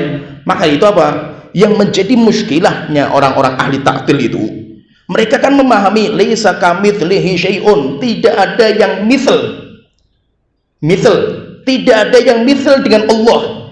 Misal itu kan persamaan dalam banyak sifat kan itu. Ini dijadikan dalil untuk menolak aslu sifatnya gitu. Ya, paham nggak saya ngomong, paham nggak? Contohnya misalkan ini, kan mereka mengatakan laisa kamitslihi syai'un, dalil mereka itu Allah itu tidak ada yang misal dengan makhluknya itu, tidak ada satu makhluk yang misal dengan Allah Ta'ala. Akhirnya apa? Dipakai untuk menolak tangan. Kenapa? Kalau kita tetapkan tangan sama dengan hamba, ini jadi masalah kan itu. Yang Allah tolak itu kan misliyah. Persamaan dalam banyak sisi itu yang Allah tiadakan. Tapi kalau persamaan dalam satu sifat, di mana sifatnya itu minimal namanya sama, itu Allah nggak tiadakan. Karena manusia punya tangan, Allah punya tangan. Manusia punya wajah, Allah punya wajah. Persamaannya pada apanya itu? Pada asal sifatnya, yaitu apa? Namanya. Walaupun hakikatnya apa? Hakikatnya berbeda. Gimana terjemah? Paham ya? Nah, jadi maksudnya itu, fahami di sini itu, yang Allah tiadakan itu adalah mithliyah, persamaan dalam banyak karakter, banyak sisi. Tetapi kalau asal penyamaan sama. Di dunia ada makanan, surga ada makanan. Kata Abdullah bin Abbas, ma fid dunya minal jannati illa asma. Tidak ada kenikmatan dunia bandingkan dengan surga kecuali cuma sama namanya saja. Di surga itu juga ada pisang, di surga ada namanya sama, tapi hakikatnya semuanya beda. Ya, paham ya? Jadi jangan sampai gara-gara kita itu pengen menolak persamaan Allah dengan hamba, akhirnya semua sifat Allah ditolak gara-gara itu ada pada hamba. Itu jadi masalah, itu penyakit. Sehingga dalam kita itu menetapkan sifat Allah tidak boleh kita samakan. Tapi samakan itu namanya tamthil, samakan dalam banyak sifat dengan makhluk. Yang kedua, tidak boleh digambarkan. Walaupun bendanya nggak ada, wujudnya nggak ada, tapi dia itu menggambarkan dengan sesuatu di pikiran, maka itu juga hukumnya tidak dibolehkan. Kemudian kita masuk kaidah yang ke-7. Sifatullah ta'ala tauqifiyatun la majala lil aqli fiha. Nanti ini sedikit tambahan ya, sedikit ya. Orang-orang yang ta'til, orang-orang ta'til itu tadi kan kita sebutkan ada 3. Jahmiyah, Mu'tazilah, Asy'ariyah. Kan mu'attil mereka itu. Menolak sifat Allah Ta'ala. Mereka itu nanti kalau mensifati orang yang menetapkan, Ahlus Sunnah menetapkan. Imam Syafi'i juga menetapkan juga itu. Mereka itu mengatakan apa? Oh, kalian itu mujassimah. Nah, jadi jangan kaget nanti istilah seperti itu. Mujassimah. Apa itu mujassimah itu? Mujassimah itu yang menjasadkan Allah Ta'ala. Jadi Allah itu digambarkan kayak jasad manusia itu. Akhirnya apa? Nanti mereka itu kalau mencela kita yang menetapkan sifat-sifat Allah itu, bahasanya itu seperti kita misalkan, kita katakan Allah itu istiwa di atas arsy. Karena banyak sekali ayatnya itu. Apa kata mereka? Oh, mereka itu menetapkan Allah nangkring di atas arsy itu. Kalimatnya nangkring gitu. Jadi kalimat nangkring itu kan bahasa manusia kan gitu. Kita katakan enggak, kita enggak mengatakan seperti itu. Kita sesuai dengan lafaz itu, istiwa, bersemayam gitu. Nah, sehingga maksudnya itu apa? Ya ini jadi masalah kita terkadang itu Ahlus Sunnah itu yang di tengah-tengah itu disikat dari mana-mana kita itu. Ahlus Sunnah itu kayak gitu. Gara-gara kita itu di tengah-tengah itu disikat dari semua penjuru. Ahlus Sunnah yang menetapkan sifat tapi tidak menyamakan, dituduh sama orang-orang Mu'attilah kita sebagai musyabbihah, menyamakan Allah dengan makhluk kalian itu kan. Kita dituduh musyabbihah, oh kalian itu Mu'attilah gitu. Padahal Ahlus Sunnah itu memiliki dua-duanya, digabungkan menjadi satu, yaitu apa? Kita menetapkan nama Allah, sifat Allah, tapi kan kita nggak menyamakan dengan hambanya. Akhirnya nanti yang Mu'attilah marah, yang musyabbihah juga marah. Tetapi memang Ahlus Sunnah seperti itu. Kemudian kita masuk ke ide yang ke-7. Sifatullah ta'ala tauqifiyatun la majala lil aqli fiha. Sifat Allah itu tauqifiyah, berhenti kepada dalil, sehingga menetapkan sifat Allah tidak boleh pakai akal. Menetapkan sifat Allah itu tidak boleh pakai akal, tetapi pakai dalil. Ada kaidah penting disebutkan sama Syekh Abdul Razak. Jadi ada 3 masalah penting dalam memahami sifat Allah Ta'ala. Yang pertama, masalah yang pertama itu, Allah bagi kita itu perkara yang gaib. Yang tadi saya singgung sedikit itu. Sehingga bicara masalah Allah itu wes kayak kita itu bicara masalah yang gaib lah gitu, intinya itu. Jadi fahami itu. Allah itu bagi kita itu gaib. Ini yang pertama. Yang kedua, yang paling tahu tentang Allah itu siapa? Allah sendiri. Setelah Allah siapa? Nabi kita Muhammad SAW. Tidak ada orang yang paling paham tentang Allah kecuali dirinya sendiri kan itu. Allah sendiri gitu. Kemudian yang kedua siapa? Yang diajari langsung sama Allah Ta'ala. yaitu Nabi dan Rasul yang mendapatkan wahyu. Maka dari itu maksudnya apa? Jangan Anda itu merasa sok pinter daripada Allah dan Rasulnya. Ya, tergambar paham ya? Kenapa? Karena nanti ada beberapa kelompok itu, mereka itu merasa sok pinter. Siapa itu? Ahlu ta'til. Ketika Allah mengatakan bal yadahu mabsutatan, kedua tangan Allah, pakainya mutsanna, yadan, pakainya mutsanna, kemudian diidhofahkan kepada Allah Ta'ala, itu untuk menolak majaz. Enggak ada majaz sama sekali dalam masalah itu sudah kaidah majaz seperti itu. Mereka mengatakan enggak, tetap itu bukan tangan, karena kalau kita katakan tangan, Allah sama dengan kita nanti gitu. Atau apa? Itu artinya kekuasaan. Pertanyaan kita tanyakan kepada mereka, berarti antum itu lebih paham antum atau Allah itu? Berarti antum luar biasa gitu. Seperti kalau saya sebagai seorang raja gitu, misalkan saya mengatakan saya itu punya mahkota yang indah, tiba-tiba ada masalah, oh enggak bisa, enggak boleh punya mahkota gitu. Oh, kurang ajar kan gitu. Kalau saya sebagai raja tak sikat kamu ngomong kayak gitu. Allah sudah memuji untuk dirinya dengan sebuah sifat gitu, ya kan? Sebagai sifat penyempurnaan, sempurnanya Allah Ta'ala. Rasulullah yang paling tahu tentang Allah memberikan sifat tentang Tuhannya itu. Tiba-tiba datang orang membantahnya, enggak layak Allah punya tangan, enggak layak Allah punya kaki itu, punya wajah itu. Ini kan kurang ajar itu. Sehingga apa? Yang kedua itu, kita fahami bahwa yang paling faham tentang Allah itu siapa? Allah sendiri. Sehingga ketika Allah menyebutkan tentang sifat-sifatnya dalam Al-Quran, itu memang Allah sendiri yang mengatakan itu. Kemudian yang kedua, yang paling tahu tentang Allah itu ya Rasulullah SAW. Kaidah yang ketiga yang penting itu, qat'ut tama'. Jangan terlalu tamak untuk pengen tahu sifat Allah Ta'ala itu. Ya sudah, ketika Allah mengatakan wajah, selesai wis sampai di situ. Jangan terlalu berlebihan. Allah menetapkan Allah itu punya tangan, wis sampai di situ itu. Jangan terlalu tamak kita itu pengen tahu itu. Apakah tangan Allah itu punya kuku enggak gitu?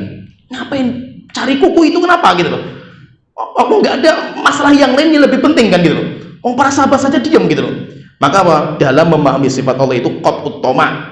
Potong rasa tamak kita untuk mengetahui sesuatu yang enggak disebutkan oleh Allah dan Rasul. Sehingga bahwa kita berhenti sama dalil. Setelah itu bahwa kita nggak akan bicara sesuatu yang tidak ada dalilnya. Jadi intinya sifat Allah itu tauqifiyah. Tauqifiyah itu berhenti kepada dalil, selesai. Ketika sudah ada dalil yang menetapkan, selesai. Dan fahami juga di sini penting sekali itu. Kaifiyah yang tadi saya sebutkan ya, takyif itu kan menggambarkan sesuatu. Allah itu kan perkara yang gaib bagi kita, sehingga tidak mungkin bisa kita gambarkan. Tidak bisa akal kita itu mencerna sesuatu yang gaib. Kenapa? Ini fahami nih. Karena akal itu akan bisa menggambarkan sesuatu dengan satu dari tiga cara. Satu dari tiga cara. Yang pertama, akal itu akan bisa menggambarkan sesuatu. Yang pertama itu dengan cara melihat benda itu. Contohnya misalkan saya ngomong, saya punya buku seperti ini. Antum lihat, setelah itu saya tutup. Coba antum gambarkan itu, buku tadi itu. Bisa nggak dalam pikiran antum itu? Bisa, wong saya sudah melihatnya kan gitu. Gampang saya gambarkan kan gitu. Ya, berarti apa? Bisanya otak kita itu menggambarkan sesuatu itu yang pertama, kalau kita sudah pernah melihat langsung. Atau yang kedua, kita pernah melihat sesuatu yang serupa, mirip. Misalkan saya katakan, saya itu punya buku di rumah, namanya buku misalkan Kaidah Nahu, bentuknya mirip kayak gini, cuma tulisannya beda gitu. Coba antum gambarkan, bisa nggak itu? Bisa. Karena apa? Ada sesuatu yang mirip. Ya, walaupun bentuknya sedikit berbeda, tapi ada kemiripan. Atau yang ketiga, ada pengabaran langsung orang yang pernah melihat. Saya nggak pernah lihat Ka'bah, tapi datang orang menggambarkan Ka'bah itu bentuknya kotak, kemudian diselimuti, ada tulisan-tulisannya, kemudian nanti sampingnya itu ada Hajar Aswad. Tergambar gak antum itu? Tergambar. Kenapa? Karena ada yang menggambarkan itu. Ya, paham ya? Sehingga otak kita baru bisa menggambarkan tentang perkara itu. Kenapa? Kita mendapat informasi dari tiga. Satu dari tiga, melihat langsung, atau melihat yang serupa, atau yang ketiga, kita itu mendapatkan penggambaran dari orang yang pernah melihat. Nah, sekarang kita bahas Allah Ta'ala. Kenapa kok Allah itu nggak bisa digambarkan dalam pikiran kita itu? Pertama, karena kita nggak pernah melihat Allah Ta'ala. Sehingga kalau kita itu pengen tahu bagaimana tangan Allah, nanti kalau antum melihat langsung gitu. Sehingga sekarang itu jangan tamak dulu itu untuk pengen tahu itu. Ya. Yang kedua, tidak ada yang serupa dengan Allah Ta'ala sehingga bisa kita samakan. Oh, ada yang serupa dengan Allah seperti, oh berarti Allah itu mirip seperti ini kan, ada yang serupa. Itu nggak ada bagi Allah Ta'ala. Yang kedua, tidak pernah ada orang yang menggambarkan kepada kita, orang yang pernah melihat Allah Ta'ala menggambarkan, akhirnya baru kita itu bisa menggambarkan. Semua tiga ini semuanya nggak ada pada diri Allah Ta'ala. Sehingga apa? Sehingga tidak mungkin kita itu bisa menggambarkan Allah. Allah itu perkara yang gaib. Allah itu perkara yang gaib, sehingga perkara yang gaib itu tidak bisa digambarkan. Ya, tergambar, paham ya? Maka itu apa? Sesuatu buah nama. Antum disuruh menggambarkan sesuatu yang antum nggak pernah melihat, tidak pernah melihat yang serupa, tidak pernah antum itu mendapatkan informasi, nggak akan bisa antum itu.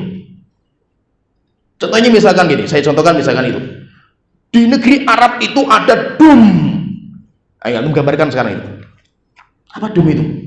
Dum itu, oh, meriam berarti itu suaranya dum itu. Enggak, bukan, keliru antum itu. Ya kan? Cuma antum gambarkan itu.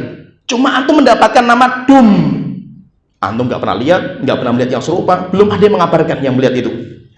Coba antum gambarkan itu. Mumet kita menggambarkan itu. Akhirnya kok gambaran kita semuanya ngawur semua itu. Ah, rupanya dum itu apa? Dum itu pohon bidara yang punya buah. Buah daun pohon bidara itu kalau jatuh kering di Arab itu namanya dum. Biasanya anak-anak kecil itu mengumpulkan itu buah-buah yang jatuh itu, masukkan plastik, kemudian dicuci sebentar, nanti dimil, dibuat makan sama mereka itu. Ah, makanan itu yaitu buah bidara itu yang sudah kering itu namanya dum kalau bahasa mereka itu. Ah, sekarang tergambar nggak? Bisa gambarkan nggak? Ya? Gambarkan. Kenapa? Saya pernah melihat itu gitu loh, dan saya gambarkan ke antum gitu loh. Nah sekarang tentang bicara Allah itu nggak pernah kita melihat Allah langsung dengan mata kita. Yang kedua, tidak pernah ada yang mirip dengan Allah Ta'ala sehingga kita samakan. Yang ketiga, tidak pernah ada yang melihat Allah dan menggambarkan kepada kita, sehingga apa? Tidak boleh kita itu menggambarkan Allah. Sehingga muamalah kita dengan Allah dalam bicara masalah sifat Allah itu seperti kita itu bicara tentang perkara yang gaib. Kalau perkara yang gaib apa? Diam saja antum itu. Antum diam, apa yang disebutkan sama dalil tetapkan, yang enggak berhenti gitu. Begitu apa? Kita jangan terlalu tamak untuk mempelajari yang lainnya itu. Mas, untuk apa gitu loh? Terkadang itu sesuatu yang Allah tinggalkan itu memang nggak penting gitu loh. Kita itu terkadang orang Indonesia itu sukanya nggak penting-penting itu gitu. Nabi Sulaiman misalkan, Allah sebutkan Nabi Sulaiman itu kan perkara yang gaib karena kita nggak hadir waktu itu. Nabi Sulaiman ketemu sama ratu Saba, Belqis, ya kan? Sampai ketika ketemu itu Belqis ketika datang itu sampai di buat istana di atas lautan kan itu. Sampai akhirnya betisnya itu bajunya diangkat. Betisnya kelihatan. Ah, pertanyaan, betisnya Belqis itu kayak apa gitu? Kok kayak apa? Ngapain lagi bicara masalah betisnya Belqis kan itu? Oh, katanya itu betisnya Belqis itu kayak kuda, wanita cantik tapi kaki kuda itu. Kita kan itu kata siapa kan? Kata antum kan gitu. Ngibul dong kan antum kan gitu loh. Sehingga antum ngibul pun juga ngibul, semuanya nggak ada pernah lihat kan gitu loh. Sehingga ngapain kita cari yang nggak penting gitu loh. Maka itu masalah-masalah yang gaib itu berhenti sama dalil. Ada dalil yang bicara kita tetapkan, di luar itu wallahu alam. Sehingga masalah tangan, Allah punya tangan enggak? Punya, karena Allah mengabarkan. Allah punya jari-jari enggak? Ada, karena Rasulullah mengabarkan. Terus Allah itu punya kuku enggak? Ngapain antum bicara masalah kuku kan gitu? Kayak masalah yang penting saja gitu loh. Masalah kuku wallahu alam. Kita enggak boleh menetapkan, kita juga tidak boleh menolak. Karena yang menetapkan butuh dalil, yang meniadakan juga butuh dalil. Karena sifat Allah itu kan ada tsubutiyah, silbiyah. Antum menetapkan maksudnya tsubutiyah, antum menolak maksudnya silbiyah. Itu juga butuh dalil semua itu. Terus bagaimana dengan seperti ini? Kalau seperti ini ya kita diam saja, wallahu a'lam. Kita tidak tahu bagaimana tentang kukunya Allah Ta'ala. Sekarang kita alhamdulillah sudah selesai kaidah yang kedua, sifat Allah Ta'ala. Ini masih ada nih, tenang, masih ada itu. Semuanya muntah-muntah nggak apa-apa wes. Kita sekarang masuk di bab yang ketiga, kaidah dalam memahami dalil-dalil yang membicarakan nama-nama Allah dan sifatnya. Al-qaidatul ula, kaidah yang pertama, al-adillatul lati tuthbitu biha asma'ullahi ta'ala wa sifatuhu hiya kitabullahi ta'ala wa sunnatu rasulih sallallahu alaihi wasallam fala tuthbatu asma'ullahi wa sifatuhu bi ghairihima. Dalil-dalil yang dipakai untuk menetapkan nama Allah dan sifat Allah cuma dua. Al-Quran dan Sunnah. Al-Quran dan Sunnah. Tidak boleh menetapkan nama Allah dan sifat Allah tanpa itu, tanpa Al-Quran dan Sunnah. Tidak bisa pakai kias, karena tidak ada kias dalam masalah nama Allah, sifat Allah. Masalah yang gaib nggak bisa dikiaskan. Tidak juga pakai ijma, karena ijma itu punya mustanad. Mustanadnya apa? Nah, jadi semua yang Allah tetapkan, nama Allah atau sifat Allah, itu harus ada dalil. Pertanyaan, terus bagaimana dengan sifat-sifat Allah yang nggak ada dalilnya? Contohnya, lafadz sisi. Allah itu punya sisi tempat arah nggak? Allah itu punya arah nggak? Jelas kita katakan nggak. Allah punya di atas. Di atas itu berarti arah nggak? Di atas itu arah nggak? Nah, maka kita katakan, sekarang kalau ditanya jihad, dinamakan dengan jihad. Jihad itu sisinya, arahnya Allah Ta'ala. Allah itu punya arah nggak? Namanya jihad. Kita katakan kalau ini nama seperti ini tuh dinamakan dengan al-fadz mujmalah. Ya, kita dengar kalimat namanya al-fadz mujmalah, yaitu lafadz-lafadz global, di mana tidak datang sebuah dalil dalam masalah itu. Terus bagaimana sikap kita itu? Kita katakan kita itu menolak lafadz dan kita merinci maknanya. Kalau itu lafadznya, kita katakan tidak. Kalau lafadznya itu kita katakan enggak, kita nggak menerima karena tidak ada dalilnya. Tapi kalau maknanya, maksudnya apa gitu? Jihad itu maksudnya apa itu? Sisi itu. Kalau yang kau maksudkan itu sisi itu makhluk, maka Allah itu tidak mungkin diliputi sama makhluk. Tapi kalau yang dimaksudnya jihad itu jihad adamiyah, bukan makhluk, Allah itu ada arah karena Allah di atas. Ya, paham ya? Jadi gini, gambarannya gini. Allah itu kan bersemayam di atas arsy. Arsy itu sebagai atap semesta. Arsy itu sebagai atap semesta. Di bawahnya arsy itu nanti ada arah. Atas, bawah, kanan, kiri, depan, belakang. Itu kan arah itu. Selama arahnya itu mengacu di alam semesta ini yang ditutupi dengan arsy ini, maka itu namanya arah makhluk. Ya, bagaimana? Paham ya? Selama kita itu di alam semesta ini, alam makhluk ini, maka arah atas, bawah, kanan, kiri, depan, belakang itu namanya makhluk, karena masih cakupan makhluk.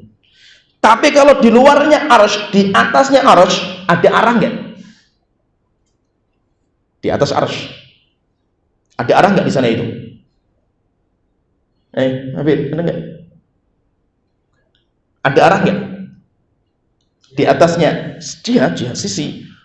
Allah itu punya sisi atau arah nggak itu? Kalau lafadz kita tawakuf, berhenti. Apakah Allah itu memiliki sisi arah nggak itu? Wallahu alam. Lafadznya sih kita nggak menetapkan karena nggak ada dalilnya itu.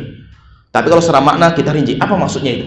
Kalau maksudnya arah itu adalah di atas arsy, di atas arsy itu ada arah. Ya, tetap ada arah itu. Ya. Maka kalau seperti itu, di atas arsy itu sudah arahnya bukan makhluk lagi itu. Kenapa? Karena makhluk itu ada ruangan, namanya alam semesta itu. Selama masih di ruangan itu, atas bawah semuanya itu makhluk. Tapi di luar itu sudah tidak ada makhluk, tapi masih ada arah. Ya, paham ya? Nah, jadi lafadz-lafadz ini namanya lafadz mujmalah. Lafadz mujmalah kita tawakuf terhadap lafadz dan kita rinci maknanya. Jadi intinya menetapkan nama Allah, sifat Allah tidak bisa kecuali dengan Al-Quran dan Sunnah. Kaidah yang kedua, al-wajibu fi nususil Qur'ani wa sunnati ijra'uha ala dhahiriha duna tahrifin la siyama nususus sifat haitsu la majala lirra'yi fiha. Kewajiban kita terhadap nas-nas Al-Quran dan Sunnah itu menjalankan nas itu sesuai dengan dhahirnya. Jadi nas itu dijalankan sesuai dengan dhahirnya, tidak boleh ditahrif. Kita palingkan maknanya kepada makna yang lain. Oleh itu ulama-ulama salaf itu banyak mengatakan amirruha kama ja'at bila kaif. Wis jalankan saja ayat itu sesuai dengan lafadznya itu. Yang penting apa? Jangan dibagaimanakan, jangan disamakan dengan makhluknya. Sehingga apa? Sehingga kewajiban kita terhadap nas Al-Quran dan Sunnah yang bicara masalah sifat Allah atau nama Allah Ta'ala itu, yaudah kita jalankan sesuai dengan zahirnya. Kita zahirnya kita percaya dan kita tidak boleh mentahrif. Tahrif itu apa? Memalingkan makna kepada makna yang lain. Memalingkan makna kepada makna yang lain. Nanti zahirnya ada di kaidah yang keempat. Kemudian kita masuk kaidah yang ketiga. Dhawahiru nususis sifati ma'lumatun lana bi'tibarin wa majhulatun lana bi'tibarin akhar. Zahir nas Dhahir nas itu terkadang bisa kita ketahui sesuai dengan sisi yang lain, pada sisi yang lain terkadang kita nggak tahu pada sisi yang lainnya. Fabitibaril makna hiya maklumatun. Dhahir nas kalau dilihat pada maknanya jelas kita tahu, tapi kalau dilihat dari kaifiyahnya, tata caranya, bentuknya, kita nggak tahu. Contohnya gini, saya contohkan wajah. Wa yabqa wajhu rabbika dzil jalali wal ikram, senantiasa kekal wajah Allah. Pertanyaan, antum itu faham nggak wajah itu? Antum faham nggak wajah itu? Faham nggak? Antum tahu nggak wajah itu? Tahu. Tahu. Dilihat dari apa? Maknanya. Maknanya tahu saya itu. Wajah itu apa? Saya faham. Tapi kalau bentuknya saya nggak tahu. Sehingga apa? Nanti dhahir itu ada yang dimaksud dengan dhahir itu adalah maknanya tangan. Tangan itu tangan. Kemudian yang kedua, terkadang dhahir itu dimaksudkan itu adalah bentuknya. Sehingga para ulama itu kan mengingkari bentuk. Oleh itu nanti ada namanya tafwid. Tafwid itu mengembalikan ilmunya kepada Allah Ta'ala. Tafwid namanya, sehingga kelompok itu dinamakan dengan mufawwidhah. Mufawwidhah itu gini, itu yang menjadi kelompok menyimpang juga itu, mufawwidhah itu. Mereka ketika ditanya misalkan bal yadahu mabsuutatan, kedua tangan Allah terbentang luas. Bagaimana sikap kamu tentang tangan ini? Mereka kembalikan saja kepada Allah Ta'ala. Saya mufawwid, saya itu serahkan maknanya kepada Allah Ta'ala. Kita katakan maksudnya apa? Yang kamu serahkan kepada Allah itu maksudnya apa gitu? Ya saya nggak tahu itu maksudnya itu tangan atau maksudnya yang lain, yang penting kita serahkan kepada Allah Ta'ala. Maka kita katakan kalau ini antum menyimpang gitu. Kenapa? Karena Allah itu bicara dengan bahasa Arab. Bahasa Arab itu punya makna. Allah ketika mengatakan bal yadahu mabsuutatan, kedua tangan Allah terbentang, maknanya kita faham dengan bahasa itu. Yaitu apa? Tangan itu ya tangan. Tapi yang kita kembalikan kepada Allah itu apa? Kaifiyahnya, bentuknya tangan Allah kayak apa? Wallahu a'lam, Allah yang tahu kan gitu. Sehingga nanti tafwid itu ada dua. Ada tafwidul makna yang mengembalikan ilmu maknanya kepada Allah Ta'ala. Ini menyimpang. Yang kedua dinamakan dengan tafwidul kaifiyah, mengembalikan bentuk sifat Allah Ta'ala, dan itu ahlu sunnah wal jamaah. Sampai Syekhul Islam itu menjuluki mufawwidhah itu dengan syarrut tawaif, yaitu mufawwidhah itu sejelek-jelek kelompok, karena mereka menganggap Allah itu bicara kepada kita dengan Al-Quran dengan bahasa yang kita nggak bisa pahami, sehingga maknanya semuanya kembalikan kepada Allah Ta'ala, dan itu menganggap bahwasanya Al-Quran itu nggak bisa memberikan petunjuk. Kemudian yang keempat, terakhir di sini terakhir. Dhahirun nususi ma yatabadar minha ila dhihni minal ma'ani. Sekarang kalau kita tanya dhahir itu apa? Sesuatu yang nampak, sesuatu yang nampak dari lafaz itu. Dhahir itu apa? Apa yang terbetik dalam pikiran antum awal kali antum itu mendengar. Contohnya misalkan ini. Kalau saya mengatakan saya melihat singa, kata singa itu yang antum pahami apa ketika mendengar kalimat itu? Singa itu apa? Binatang buas. Kalau saya katakan saya melihat singa di atas podium, apa maksudnya? Orang, yaitu seorang khatib, seorang singa podium. Singa podium itu apa? Bukan singa itu binatang buas, bukan. Singa itu apa? Dia itu orang yang khutbahnya itu ceramahnya hebat, sehingga dijuluki dengan singa. Kalau saya mengatakan saya melihat singa di medan pertempuran, maksudnya apa? Prajurit yang hebat dalam berperang. Ya paham ya?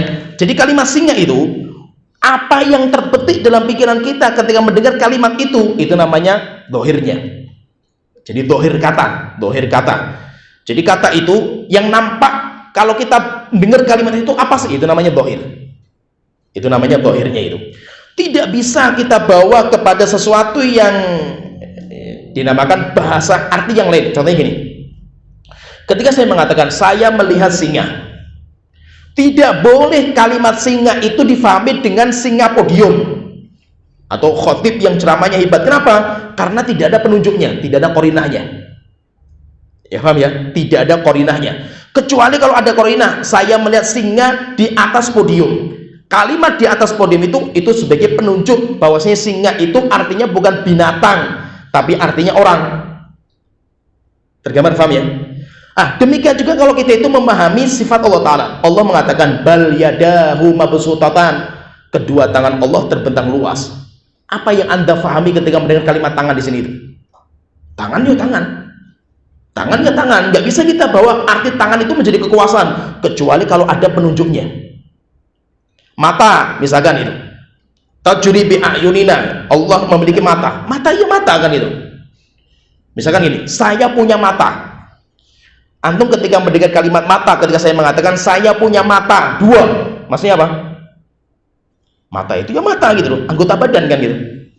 Tapi ketika saya mengatakan saya punya mata-mata, apa maksudnya itu?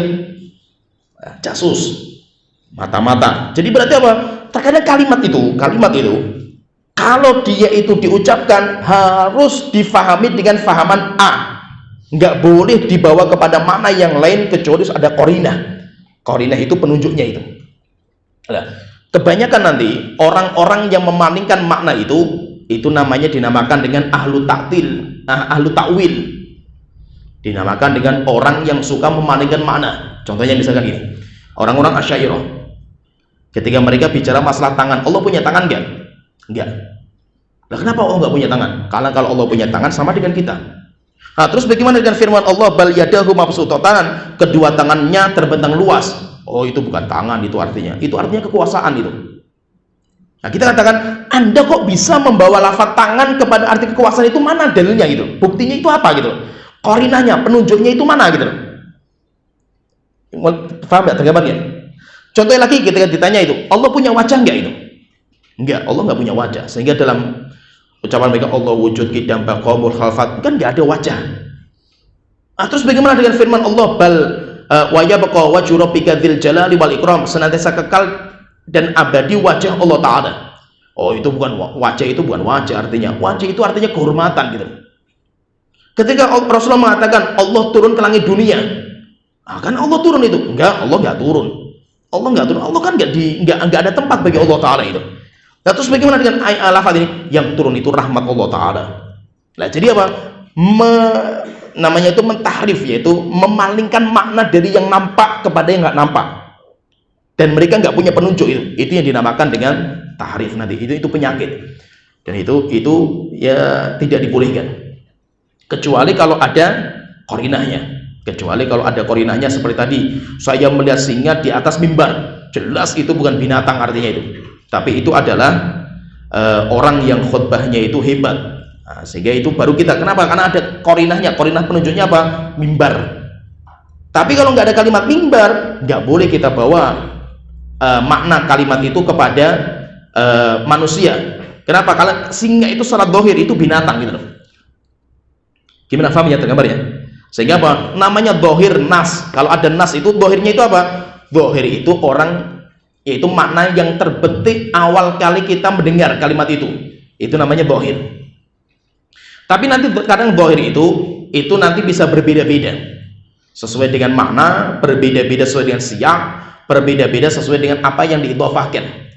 Jadi nanti kita itu dengan membaca lafaz siyaknya itu kita akan paham, oh ini maksudnya yang ini, oh ini maksudnya yang ini. Itu nanti semuanya kembali kepada bahasa. Nah, jadi intinya di sini kita pahami bahwa nas-nas Al-Quran dan Sunnah itu ada dohirnya. Sehingga Ahlussunnah wal Jamaah itu mengikuti dohir. Dohirnya apa? Tangan ya tangan. Kita paham tangan itulah.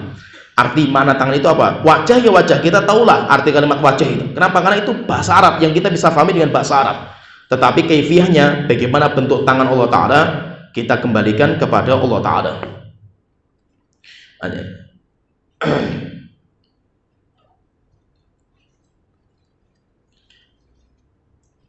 Sampai di sini aja. Ini nanti kalau kita semakin masuk semakin bingung gitu ini. Jadi nggak jadilah, bahaya ini. Saya lihat sudah mulai loyo ini. Nanti insya Allah kita pertemuan berikutnya kita bahas bagaimana kelompok-kelompok yang ada dalam Islam itu kayak apa itu. Dan yang paling penting itu, ini yang jadi masalah itu bicara tentang Allah Ta'ala itu. Ini yang jadi masalah kan itu. Ketika yang dibicarakan itu adalah Allah gitu, Tuhan kita, maka kita nggak main-main dalam masalah ini itu. Kecuali kalau yang dibicarakan itu masalah fikih, masalah wudu, dan yang ini kan perbuatan kita itu. Tapi yang menjadi masalah itu yang dibicarakan itu adalah Allah Tuhan kita yang punya nama, punya sifat gitu. Sehingga apa? Sehingga kita harus benar-benar memang kita itu harus kuasai masalah ini. Makanya nanti ada kelompok itu nanti ada macam-macam. Kelompok itu ada macam-macam, ada namanya kelompok yang sukanya itu mentaktil, taktil pun nanti ada macam-macam juga. Taktil selesai. Allah punya tangan enggak? Terus bagaimana dengan ayat itu? Enggak, saya enggak beriman dengan ayat itu. Selesai. Itu kelompok yang tegas seperti ini, namanya Jahmiyah. Ya. Ada kelompok yang dia itu mentaktil, menolak, setelah itu mendatangkan makna yang lain. Menolak terus mendatangkan makna yang lain. Itu kelompok namanya Asy'ariyah. Menolak sifat Allah Ta'ala. Allah punya tangan enggak? Terus bagaimana dengan ayat itu? Itu artinya itu ini. Mendatangkan arti yang lain. Itu namanya dinamakan dengan ahlu ta'wil. Orang yang suka menolak sifat kemudian nanti mendatangkan makna yang lain. Itu namanya ahli ta'wil. Kenapa? Karena mereka itu intinya punya pondasi. Pondasi mereka itu apa? Sifat Allah itu hanya yang mereka tetapkan dengan akal. Awalnya itu 7 sifat yang Allah tetapkan oleh Imam Abul Hasan Asy'ari. Setelah itu nanti kembangkan sama muridnya menjadi 21. Wujud, qidam, baqa sampai selesai. Sehingga apa saja yang selain itu harus dipalingkan mananya. Itu kata mereka seperti itu. Sehingga wajah nggak ada, tangan nggak ada. Terus apa? Kenapa kok ditolak? Karena artinya itu bukan wajah, artinya itu kekuasaan. Nah, jadi nanti mereka mendatangkan arti dengan arti yang lain. Itu kelompok seperti ini dinamakan dengan ahlu ta'wil. Ya, sebenarnya sini pembahasan kita alhamdulillah kita sudah selesai. Ringkasan pembahasan tentang qawaidul muthla fi sifatillahi wa asma'il husna. Kaidah-kaidah berkaitan dengan nama Allah, sifat Allah, dan bagaimana kita memahami dalil-dalil yang berbicara tentang nama Allah dan sifat Allah Ta'ala. Siapa yang pengen lebih detail silahkan pelajari, baca, kemudian dipelajari karena lebih detail. Suyuti menjelaskan, kita hanya meringkaskan saja. Pertemuan berikutnya kita akan membahas pembahasan yang lain. Mungkin kita akan bahas masalah takdir secara lengkap karena banyak yang rancu memahami masalah takdir. Nanti kalau sudah selesai takdir mungkin kita akan masuk pembahasan-pembahasan yang lebih, nah, itu rudut itu. Kita nanti ajari bagaimana membantah kelompok-kelompok yang menyimpang itu. Karena ya nggak ada karena terus nih. Dan sampai sini wa akhiru da'wana alhamdulillahirabbil alamin subhanallahi wa bihamdihi asyhadu an la ilaha illa anta astaghfiruka wa atubu ilaik.